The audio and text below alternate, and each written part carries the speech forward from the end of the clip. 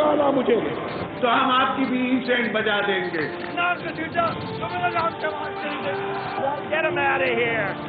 پاکستان کو انشاءاللہ کچھ نہیں ہو سکتا. زندہ باد پاکستان زندہ باد.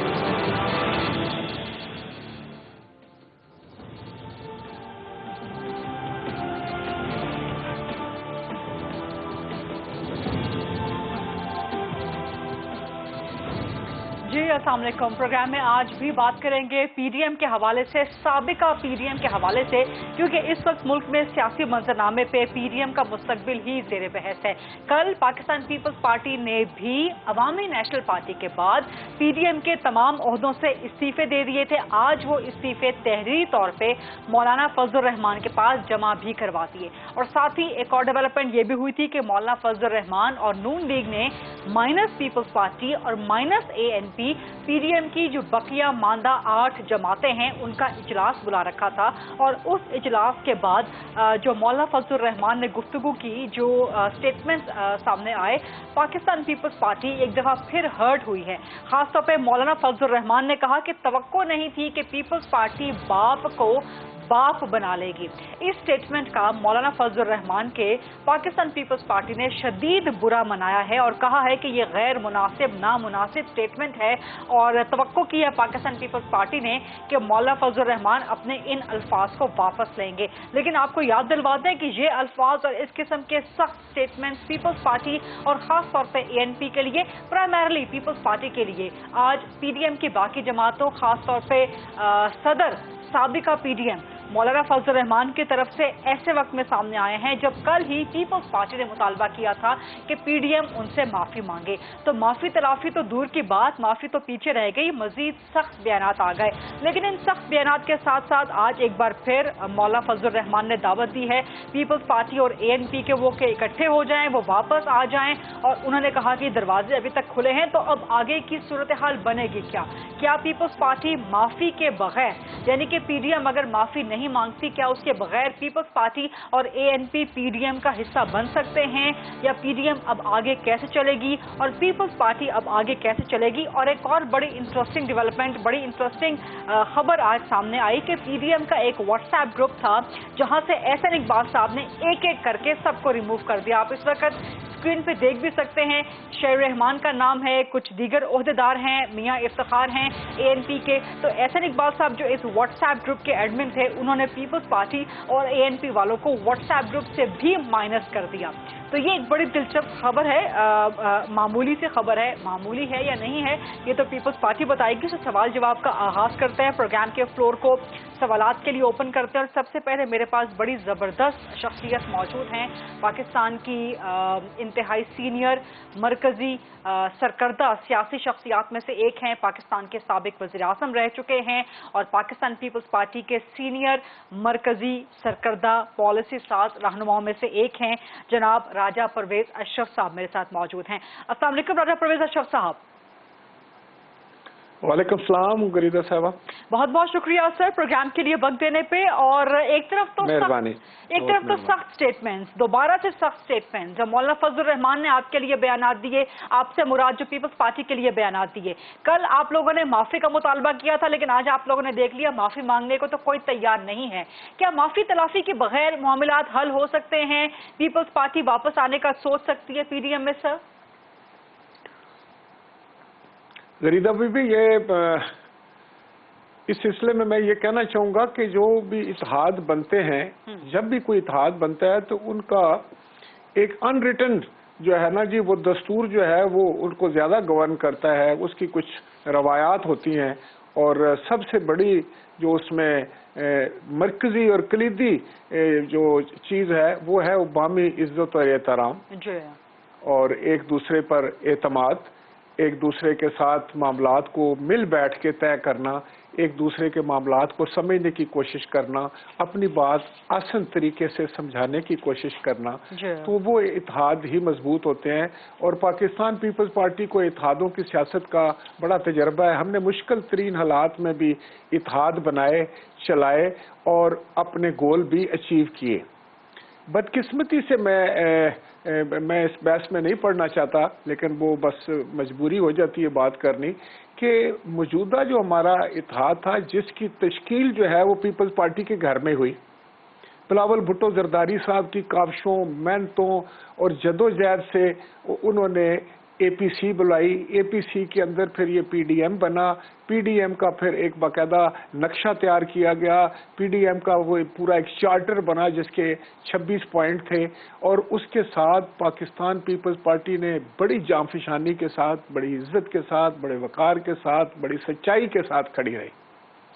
अब मुझे एक बात बिल्कुल समझ नहीं आती कि जब हम इतना मिलते थे, हमारे पास व्हाट्सएप ग्रुप भी था, एक दूसरे के टेलीफोन नंबर भी थे, अगर कभी कोई शिकायत पैदा हो जाए तो होता ये है कि हम एक दूसरे को ऑफिशियल नोटिस देने और मीडिया में जाने के बजाय हम मिल बैठकर ये बात कर सकते थे, हर स्टेज पर हो सकती थी।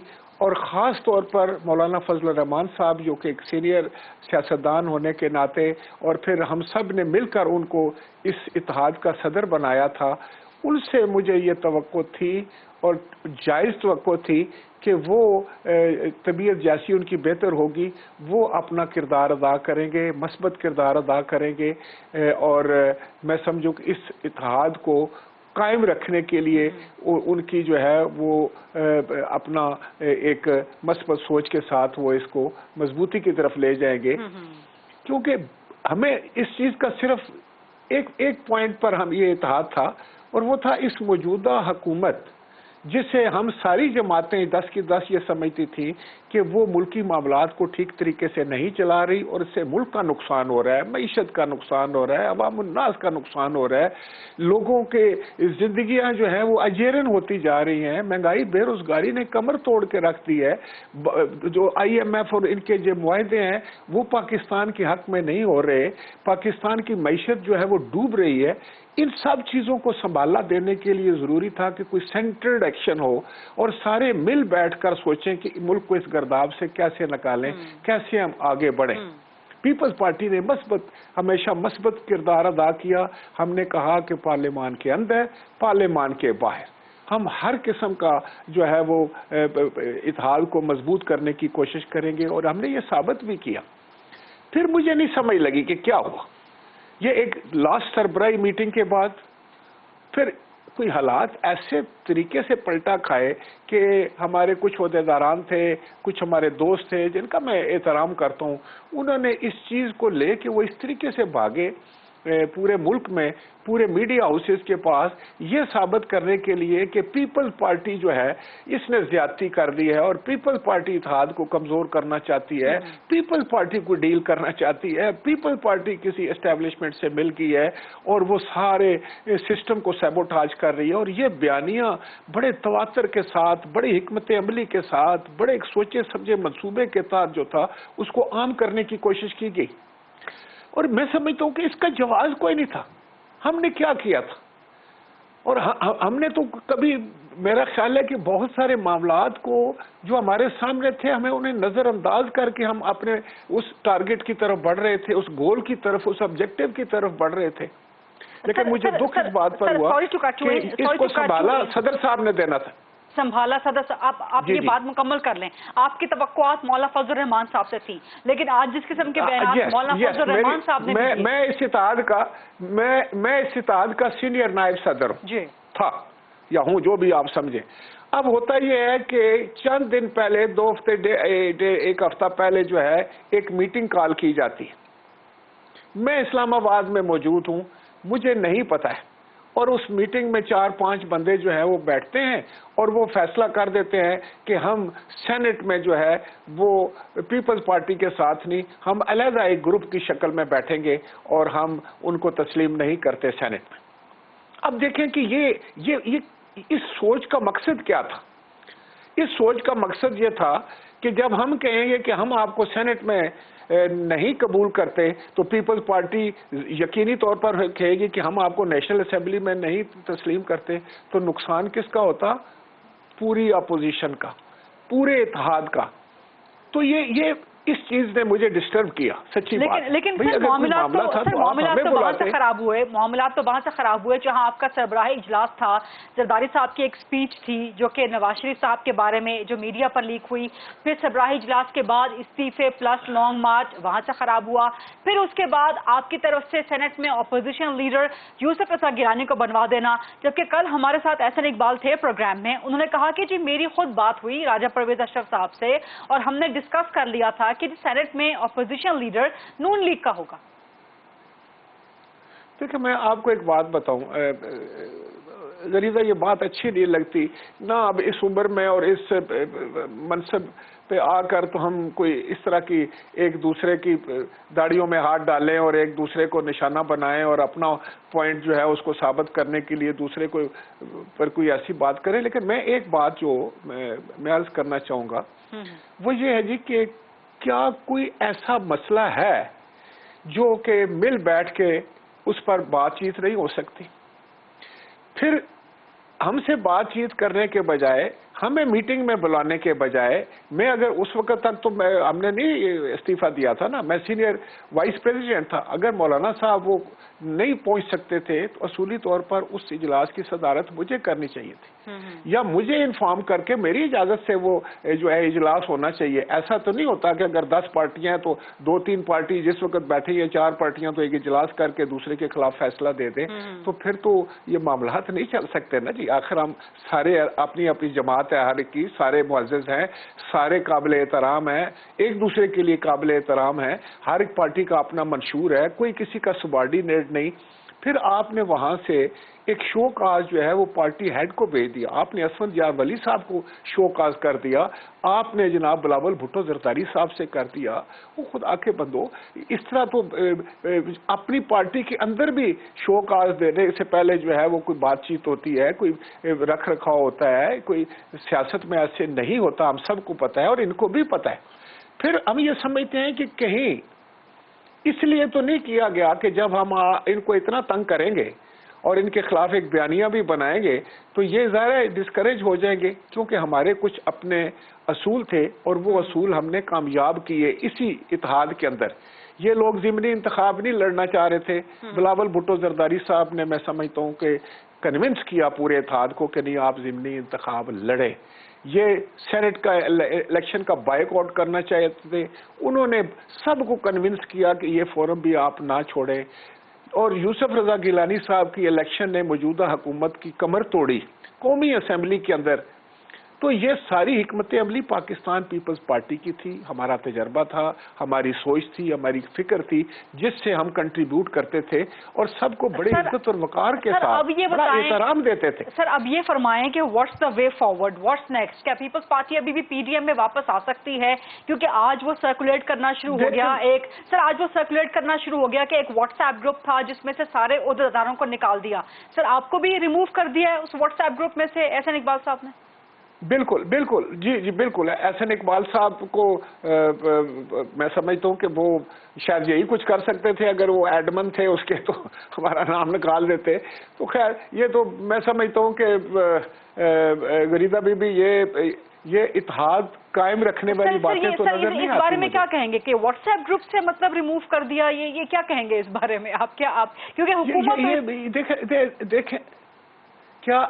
देखें अभी जब कहते हैं ना कि हर चीज का एक तरीका है, एक इज्जत वाला रास्ता है, एक निज़ाम है, उसको अगर अपनाएं तो मैं कहता हूं कि अगर फर्ज करो भाई हटना ही है दूरी भी करनी है तो उसके लिए भी ग्रेस चाहिए, वो भी एक बाइज्जत, एक अच्छा, एक ग्रेसफुल तरीका होना चाहिए। कल तक तो हम लोग इकट्ठे बैठते थे, मीट के करते थे, जलसे इकट्ठे करते थे, जुलूस निकालते थे, एक दूसरे से मिलते थे, खाते पीते, हर चीज कर रहे थे हम लोग। तो फिर ये अचानक क्या हुआ कि एकदम आप लोग एक पार्टी के खिलाफ या 2 पार्टियों के खिलाफ जो आपकी मेजर कंपोनेंट्स हैं, जिनकी से है पब्लिक में, जिनका एक किरदार रहा है पाकिस्तान की सियासत में, उनको अगर आप इस तरीके से कॉर्नर करके, तो फिर यही चाहते हैं ना कि आप ये इत्तेहाद कमजोर हो जाए या टूथलेस हो जाए।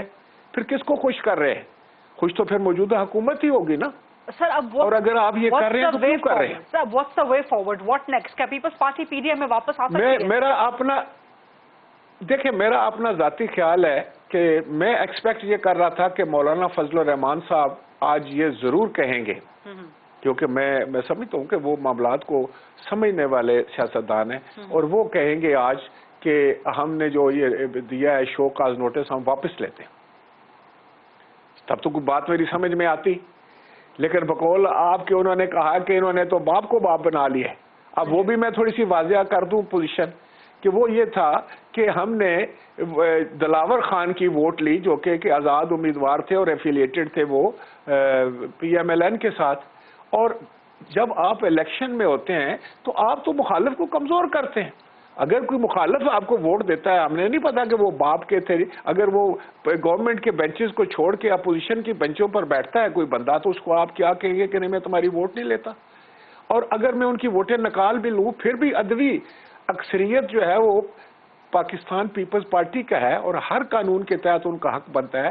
جس طریقے سے آپ کی ادوی طاقت زیادہ ہے قومی اسمبلی میں، تو آپ کو لیڈر آف دی اپوزیشن بنایا گیا ہے۔ سر ون لاسٹ کوشچن، اور آپ سے بڑا پبلک اکاؤنٹ کمیٹی کے چیئرمین بھی بنے تھے۔ ٹھیک ہے، ٹھیک سر، ایک لاسٹ کوشچن وہی دہراؤں گی۔ یہ کچھ اصول ہوتے ہیں نا جی، کچھ اصول ہیں۔ دیکھیں نا، میں آپ کو بتاؤں کہ غلطیاں تو ہو سکتی ہیں نا جی، غلطی تو میرے سے بھی ہو سکتی ہے، احسن صاحب سے بھی ہو سکتی ہے، شاید خاقان صاحب سے بھی ہو سکتی ہے، مولانا صاحب سے بھی ہو سکتی ہے، لیکن میں کہتا ہوں کہ یہ کون سا اتنا بڑا مسئلہ تھا جس کو مطلب ہر چیز کو توڑ پھوڑ کا جو ہے وہ اس کے لیے بندوبست کیا گیا۔ جس طرح آپ کہتی ہیں کہ وہ کوئی تقریر جو ہے نا تقریر نہیں تھی، وہ جناب آصف علی زرداری صاحب نے، میں آپ کو دعوے سے بتانا چاہ رہا تھا، نہ اس میں میاں صاحب کی کوئی تضحیق کی بات تھی، نہ ان پر کوئی ٹانٹ تھی، نہ کوئی تانا تھا۔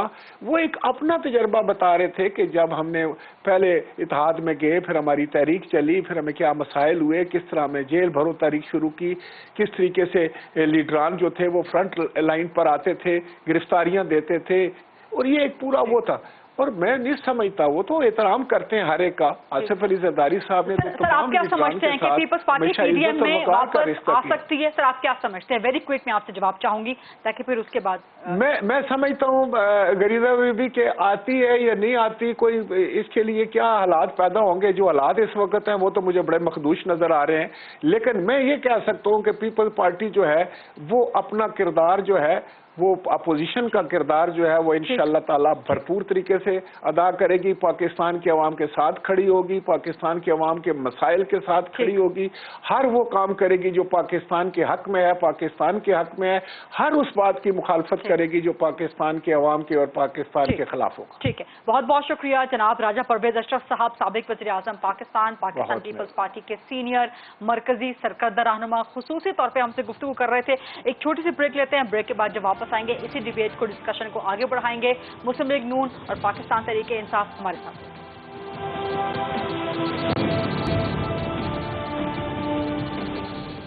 جی welcome back after the break. میرے ساتھ دو بڑی زبردست اہم شخصیات موجود ہیں۔ پاکستان تحریک انصاف سے سینئر مرکزی سرکردہ رہنما ہیں، ایم این اے ہیں علی محمد خان صاحب، وہ مجھے جوائن کر رہے ہیں، اور پاکستان مسلم لیگ نون سے میرے ساتھ موجود ہیں مرکزی سرکردہ سینئر رہنما ہیں، سینیٹر ہیں ڈاکٹر مصدق ملک صاحب۔ علی محمد خان صاحب، پہلا سوال میں آپ سے کرنا چاہوں گی، خاص طور پہ جو اس وقت ملک میں صورتحال ہے، یکم رمضان ہے، آپ کو، تمام ناظرین کو، تمام مسلمانوں کو، سب لوگوں کو رمضان مبارک، لیکن جو اس وقت عوام مشکلات کا شکار ہیں، کیا حکومت نے، ریاست نے کچھ غلطی کر دی کسی گرفتاری میں، جس کی وجہ سے اس احتجاج کا جو اب خمیازہ ہے وہ عوام کو بھگتنا پڑ رہا ہے؟ ایک پولیس کانسٹیبل شہید ہو گئے ہیں، ایک مریض کی جاں بحق ہونے کی اطلاعات ہیں۔ علی محمد خان صاحب۔ بسم اللہ الرحمن الرحیم، اللہم صلی وسلم وبارک علی سیدنا محمد رسول اللہ خاتم النبیین صلی اللہ علیہ وآلہ وصحبہ وسلم۔ کی محمد سے وفات تو نے تو ہم تیرے ہیں، یہ جہاں چیز ہے کیا، لوح و قلم تیرے ہیں۔ سب سے پہلے تو آپ نے مبارکباد دی ہے، میں بھی آپ کی وساطت سے آپ کے ناظرین اور پورے پاکستانیوں کو، پوری عالم اسلام کو بہت بہت جو ہے رمضان مبارک، اور ساتھ ساتھ تھوڑی سی افسردگی بھی ہے کہ جس طریقے سے رمضان کی ابتدا ہونی چاہیے تھی ہمارے کچھ دوستوں کی وجہ سے اس طرح سے نہیں ہوئی۔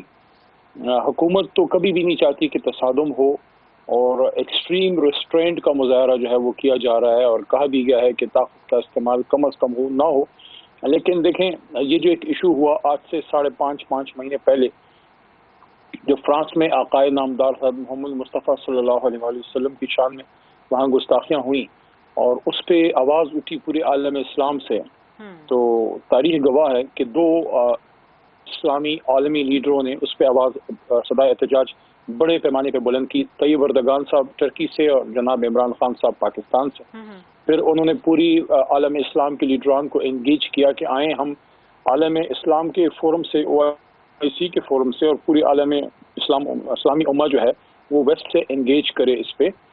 और वो लोग जो हैं जो इस तरह के मज़मूम हरकत करते हैं वो अक्सरियत में नहीं है वहाँ पे, वो वहाँ भी अक़लियत में है, उनको साइड लाइन किया जाए और वेस्ट से एंगेज करके जो अमन पसंद लोग हैं उनसे बात की जाए। और उसके साथ साथ इमरान खान साहब ने मुख्तलिफ आलमी फोरम्स पे भी बात की, फिर हमारे हुकूमती अरकान वज़ीर कराम ने भी, वज़ीर ख़ारजा ने भी, फिर पार्लियामान के फोरम से अपोजिशन और हुकूमत इस चीज़ पे कम अज़ कम इस मामले पे यकज़बान थी कि कोई इसमें गुंजाइश नहीं है, कोई इसमें दो राय नहीं है, जो वहाँ हुआ है जुल्म अजीम हुआ है, इससे बड़ा जुल्म हो नहीं सकता। लेकिन इस मामले को हमने एक मामला फहमी से भी आगे लेके इस तरह से जाना है कि इस वक्त पाकिस्तान बड़ी मुश्किलात में है और जो ग्रे लिस्ट से हम बड़ी मुश्किल में जो है वो निकलने की तरफ जा रहे हैं। इस सूरत हाल में हम समझते हैं कि हम एहतियात से आगे जाएं और जो हुकूमत ना जो भी मुआहदे हमारे हैं, हम अपनी बात पे हुकूमत खड़ी है, लेकिन उसका आगे जाने का भी एक तरीका है। इस तरह अचानक अगर हम कोई फैसले करेंगे तो पाकिस्तान पे आलमी सतह पे बहुत से मामला ख़राब होने का भी अंदेशा है। तो मैं समझता हूँ कि हमारी जो दोस्त हैं वो उसमें मामला फहमी से काम लेंगे और इसमें हमारे वज़ीर मज़हबी उमूर, वज़ीर दाखिला और ख़ुद वज़ीर आज़म साहब के लेवल पे इस पे जो है कोशिश की जाएगी, की जा रही है। आज काबीना में भी इस पे गुफ्तगू हुई है और कोशिश की जा रही है कि पुरअमन तरीके से ये मामला जो है वो सुलझे, क्योंकि दोनों तरफ हमारे पाकिस्तानी हैं, दोनों तरफ मुसलमान हैं। ये जो हमारा सिपाही फौत हो गया, शहीद हो गया, देखें आज रमज़ान की पहली रात है, उसके घर में उनके बच्चों के सामने उनका वालिद साहब का जनाजा आ गया है। Who is responsible? ये नुकसान तो ना फ्रांस का है ना किसी और का, ये नुकसान तो पाकिस्तान का है। इसलिए मेरी भी रिक्वेस्ट है कि हम पुरअमन रहें। सब गुलामान रसूल है, गुलामान रसूल सल्लल्लाहु अलैहि वसल्लम का मुल्क है और नबी पाक सल्लल्लाहु अलैहि वसल्लम की शान पे, उनकी हुर्मत पे हम आप हमारे आलो औलाद, हमारे बच्चे, जायदाद सब कुछ कुर्बान है। बेशक। लेकिन अली मोहम्मद खान साहब, आप नहीं समझते कि कल से ये सारा कुछ मामला चल रहा है, कल से पाकिस्तान भर के अवाम तकलीफ में हैं, लोग शहीद हो रहे हैं, जख्मी हो रहे हैं, तो आप नहीं समझते कि कल से गवर्नमेंट को अब तक एंगेज कर लेना चाहिए था? 48 घंटे हो गए हैं, 2 दिन हो गए हैं, ताखिर हो रही है गवर्नमेंट की तरफ से। एंगेजमेंट तो उनके साथ हमारी काफ़ी अरसे से है। हमारे मज़हबी उमूर के वज़ीर दाखिला साहब जो हैं, हर बात तो पब्लिक नहीं की जाती, ज़रूरी नहीं है कि हर चीज़ मीडिया कैमरा के सामने हो। एंगेज उनसे किया जा रहा था, उनको यकीन दहानी भी कराई गई है कि जो हुकूमत ने जो माहदा उस ज़माने में इंटीरियर मिनिस्टर एजाज शाह साहब थे और कादी साहब मज़हबी उमूर के वज़ीर थे, तो उस वक्त जो बात हुकूमत उसको फुलफिल करेगी पार्लियामेंट के जरिए, जो भी तरीक़ाकार है। लेकिन मैं समझता हूँ कि हुकूमत जो है इस वक्त जो हमारा एक कोशिश है कि इसको पुरअमन तरीके से हल हो और किसी भी सूरत में पुरतशद्दुद कार्रवाइयाँ ना बढ़ें और ताकत का इस्तेमाल कम से कम हो, ताकत का इस्तेमाल ना हो और ये मामला जो है अमन व अमान से एक तरफ ये बढ़े। उस सिलसिले में मैं दोबारा भी रिक्वेस्ट करूँगा कि देखें रमज़ान की आमद है और हुकूमत, देखें ये आखिरी बात, पाकिस्तान की तारीख में हमारे जितने भी वज़ीर आज़म गुजरे हैं उन्होंने हमेशा मसला कश्मीर, फ़लस्तीन, इस्लाम, इन चीज़ों पर आवाज़ उठाई है।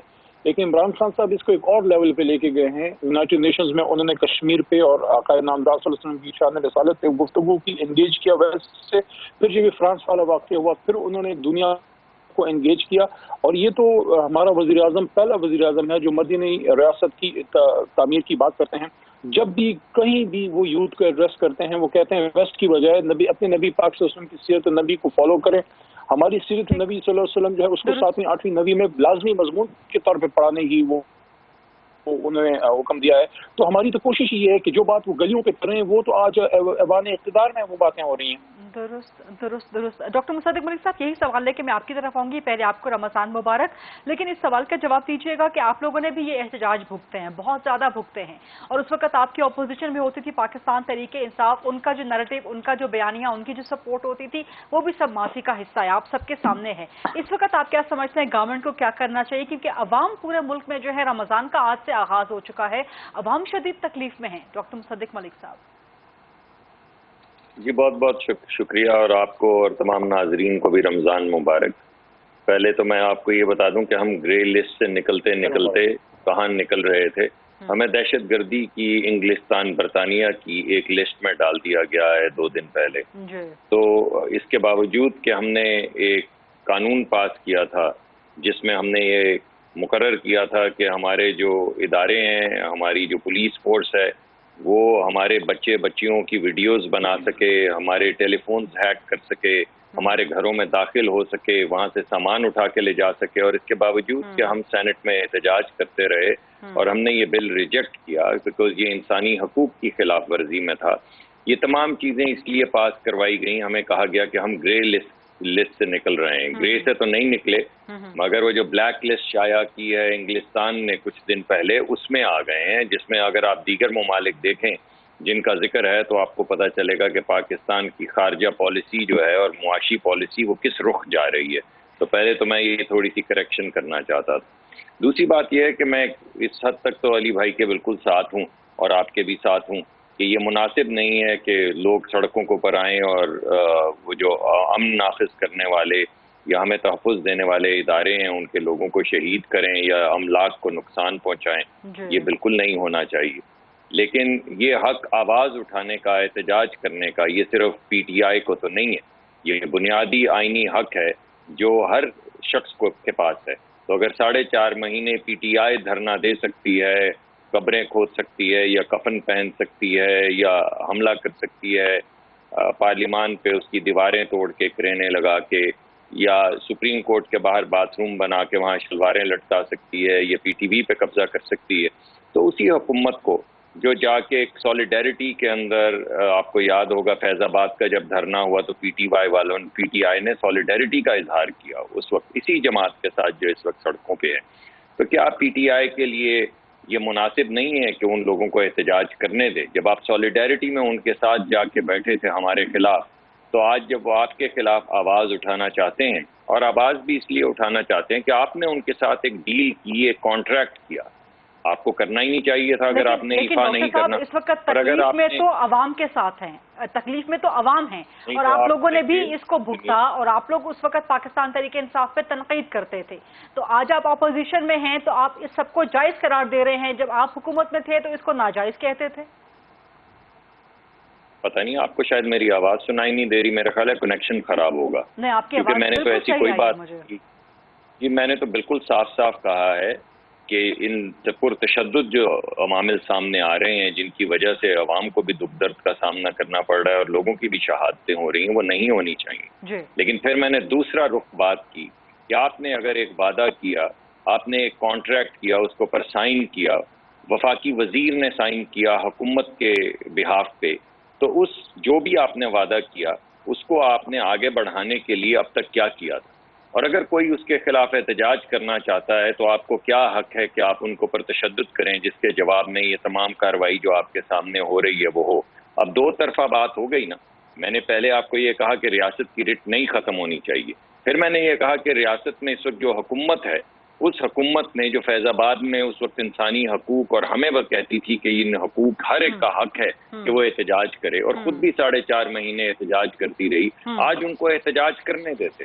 کیا حرج تھا؟ آپ نے یہ جو زور کا استعمال یا طاقت کا استعمال کیا ہے، اگر آپ یہ نہ کرتے، اگر آپ ایک شخص کے اوپر، ابھی آپ کہہ رہے ہیں کہ ہم چاہ رہے ہیں کہ یہ معاملات سیٹل ہو جائیں، اور ابھی آپ نے آج کابینہ کے اجلاس میں اینٹی ٹیررزم کی دفعات کے تحت مقدمہ درج کیا ہے وہ صاحبزادے سعد رضوی صاحب کے اوپر، جو بڑے رضوی صاحب کے صاحبزادے ہیں، اللہ ان کو جنت میں جگہ دے. تو آپ کس طرح کی بات کر رہے ہیں کہ ایک طرف آپ اینٹی ٹیررزم کے کیسز کر رہے ہیں ان کے اوپر، وہ تو جیل میں ہیں، انہوں نے تو آ کے کسی پولیس والے کو نہیں مارا.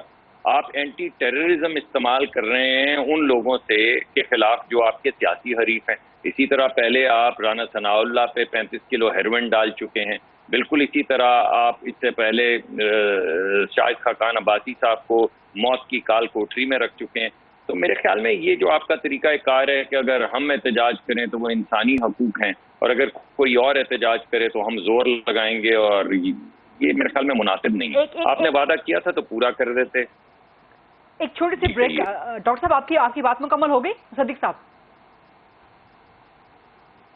जी जी बिल्कुल बिल्कुल जी। एक छोटी सी ब्रेक का वक्त हुआ है। मुसद्दिक मलिक साहब एक मुख्तलिफ पैराए में बात कर रहे हैं और जहां तक हम उनकी बात समझ पाए हैं कि वो पाकिस्तान तहरीक इंसाफ के कंडक्ट पे सवालात उठा रहे हैं, बावजूद इसके कि नून लीग इसी किस्म के एहतजाज, तोड़ फोड़, जलाओ घेराव को बिल्कुल दुरुस्त करार नहीं देती रही, लेकिन अब पाकिस्तान तहरीक इंसाफ से मुतालबा कर रही है कि जी आप अगर माजी में एहतजाज करते रहे हैं तो अब भी एहतजाज होने दें। सवाल करेंगे इसका अली मोहम्मद खान साहब से। डॉक्टर मुसद्दिक मलिक साहब ये मौजूद हैं। छोटी सी ब्रेक के बाद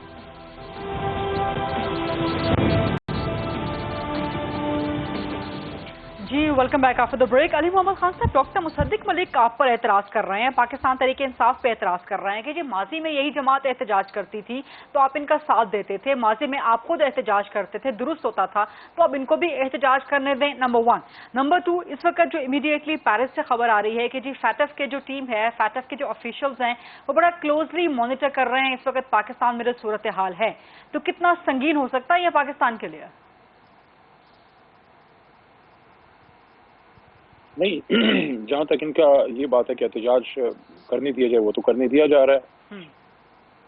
कानून तो सिर्फ वहाँ पे हरकत में आ रहा है जहाँ रोड ब्लॉक होती है, जहाँ आम पाकिस्तानियों को मसला है।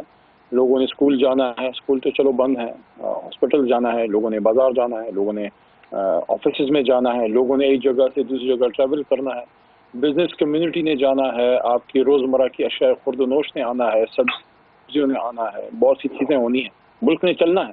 तो मेन आर्टरीज को तो आप बंद नहीं करने दे सकते, वो तो आपने खुली रखनी है। उसके लिए अगर कोई ज़बरदस्ती उसको बंद रखता है तो हुकूमत जो है वो मिनिमम ताकत महदूद तरीके से, एक पुरअमन तरीके से उनसे कन्वर्स करके, उनको कन्विंस कर, क्योंकि इस तरह से मुल्क के की सप्लाई जो है, जो कोरोना का इशू है, मुसद्दिक मलिक साहब इतने समझदार आदमी हैं, हमें मशवरे दे रहे हैं।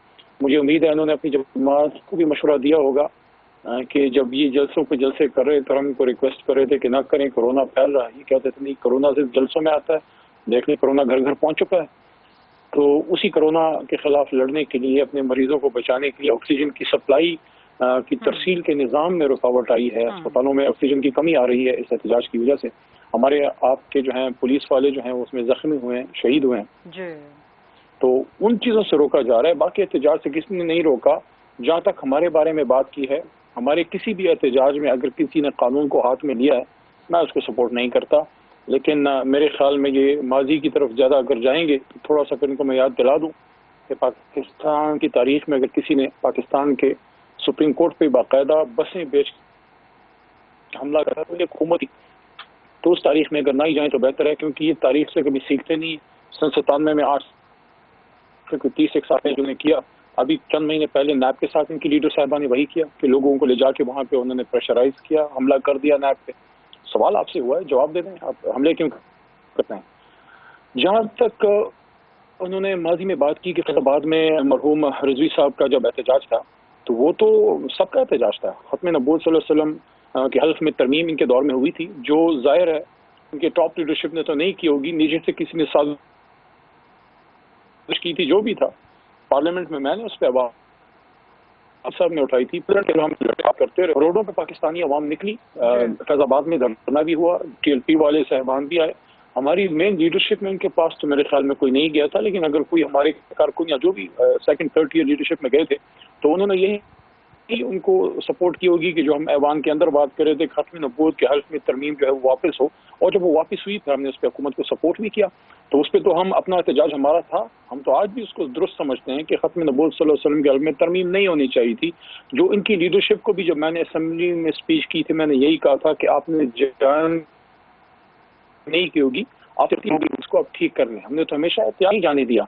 बाकी अब ये जो मामला है, इस पर वज़ीर-ए-आज़म पाकिस्तान क्या करें? सिर्फ पाकिस्तान तो एक वाहिद इस्लामी मुल्क नहीं है, 50-55 के करीब हैं। सिर्फ 2 ममालिक के लीडरान ने आवाज़ उठाई है बड़े लेवल पे, तो अर्दगान साहब और जनाब इमरान खान साहब। अब इमरान खान साहब ने इस पे तमाम आलम इस्लाम को इंगेज भी किया और उन्होंने कोशिश की कि सब इकट्ठे होकर उस पर आवाज़ उठाएं, ताकि अगर फ्रांस का कोई बॉयकॉट करना है तो पूरी आलम इस्लाम फिर मिल के करे। अब इसमें इनकी जो डिमांड है कि जो फ्रांस का जो सफीर है उसको मुल्क बदर किया जाए, उस पर उनसे यही कमिटमेंट हमारे वज़राए कराम ने की उस वक्त जो मुआहिदा हुआ कि पार्लियामेंट में इसको लाया जाएगा, और पार्लियामेंट में लाने का उनसे बात थी। इस पे डॉक्टर साहब अपनी जमात की पोजीशन یہاں کلیئر کرنا چاہتے ہیں, یہاں کہتے ہیں وہ کیا کہتے ہیں, مسلم لیگ نون تہاں کھڑی ہو چاہتے ہیں کہ سفیر کو بھیجا جائے یا نہیں, جواب دے دے ادھر. میرے خیال میں تو مناسب یہی ہے کہ پارلیمنٹ میں اس پہ ڈسکشن ہو, اور جو بھی بات ہو وہ کسی ایک جماعت کی بات نہ ہو, نون پی پی یا پی ٹی آئی کی نہ ہو, جو بھی بات ہو وہ پارلیمان کی بات ہو, تاکہ جو حکومت کوئی بھی فیصلہ کرے اس کے پیچھے پارلیمنٹ اس کے ہاتھ مضبوط کرے. میرے خیال میں ہم نے تو کوئی انتہا پسندی کی بات نہیں کی, نہ کوئی پرتشدد ہونے کی بات کی ہے, بلکہ میں یہ کہتا ہوں کہ یہ جو نقصان ہوتا ہے اس چیز سے وہ ان لوگوں کا نہیں ہوتا جو شان رسالت صلی اللہ علیہ وسلم میں وہاں مذموم حرکتیں کرتے ہیں. نقصان ہم اپنا ہی کرتے ہیں اس طرح کی حرکتیں کر کے.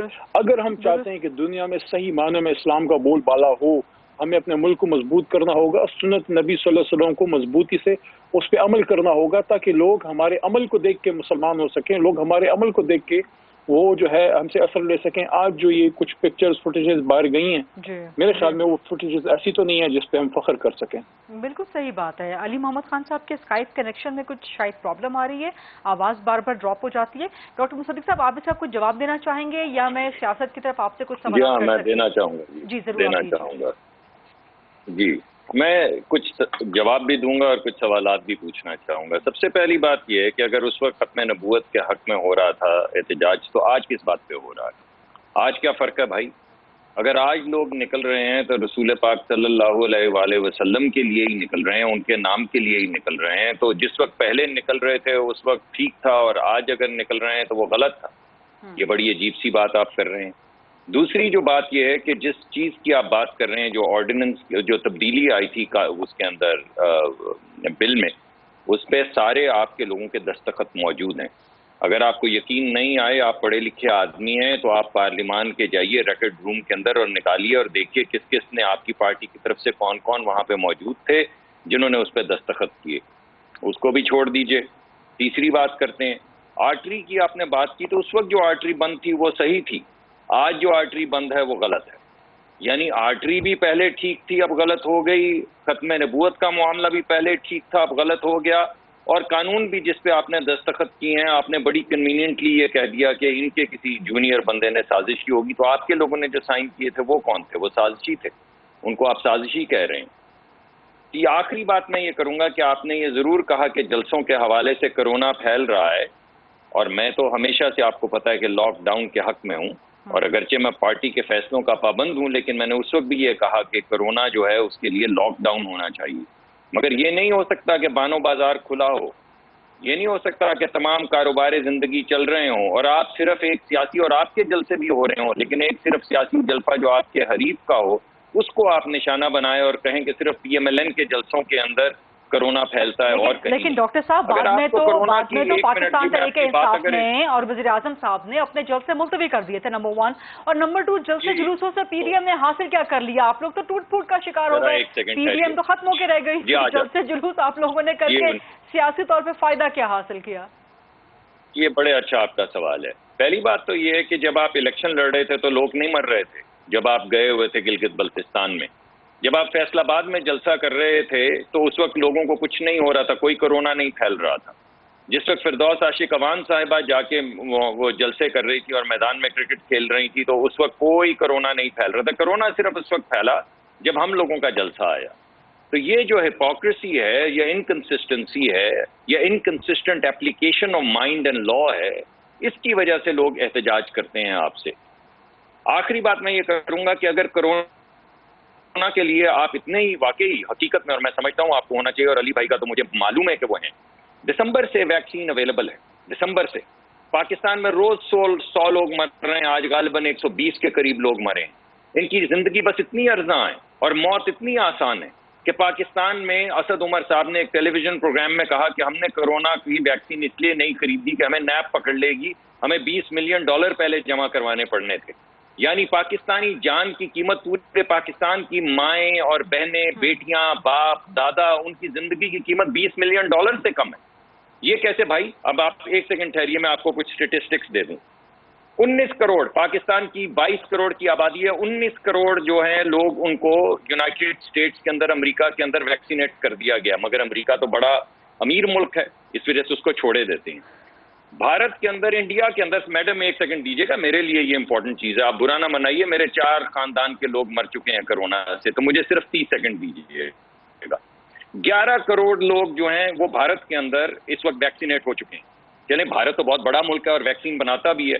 बांग्लादेश में 62 लाख लोग जो हैं वो वैक्सीनेट हो चुके हैं। भाई बांग्लादेश तो पाकिस्तान का हिस्सा था, छोड़ देते हैं। नेपाल जिसकी 2.5 करोड़ की आबादी है, वहां पे 16 लाख लोग वैक्सीनेट हो चुके हैं। पाकिस्तान में आज की तारीख में 8 लाख। क्या वजह भाई? बाकी दुनिया ने तमाम ने, नेपाल ने, श्रीलंका ने, बांग्लादेश ने हसूल कर लिया वैक्सीन का। उनके वालिदैन की जिंदगी ज्यादा कीमती थी। तो मैं ये समझता हूं कि कोरोना के हवाले से आपने अच्छा किया जो हमें याद करवा दिया जलसों का, मगर आपको ये याद रखना चाहिए कि नवंबर दिसंबर के बाद जितने लोग मर रहे हैं उनका हुकूमत के सर है इस वक्त। इस वक्त लोग बच सकते हैं, इस वक्त लोग बच सकते हैं, मगर आपने अभी तक वैक्सीन नहीं मंगवाई और आपने अभी तक, आपको टेलीविजन पे अभी तक डिमांड क्रिएट करने के लिए वैक्सीन की कोई इश्तिहार नजर आया? नहीं नजर आया। तो मैं समझता हूं कि ये तमाम मामलात के ऊपर हम सबको बैठ के पार्लिमान के अंदर, जैसे अली मोहम्मद साहब कह रहे थे, एक मौसर तरीके से ये बड़ी अहम नुकात हैं, इन पर गौर करना चाहिए। हमारा भी हक है कि हम हुकूमत की पॉलिसी को बेहतर बनाएं और हुकूमत का भी ये फर्ज है कि वो एक बेहतर पॉलिसी लेकर आए। बहुत बहुत शुक्रिया डॉक्टर मुसद्दिक मलिक साहब, अली मोहम्मद खान साहब। बातें बहुत सी थी लेकिन टाइम बहुत कम रह गया था। डिस्कशन को यहीं पे क्लोज करते हैं। I will see you tomorrow इंशाल्लाह। अपना ख्याल रखिएगा। अल्लाह हाफ़िज़।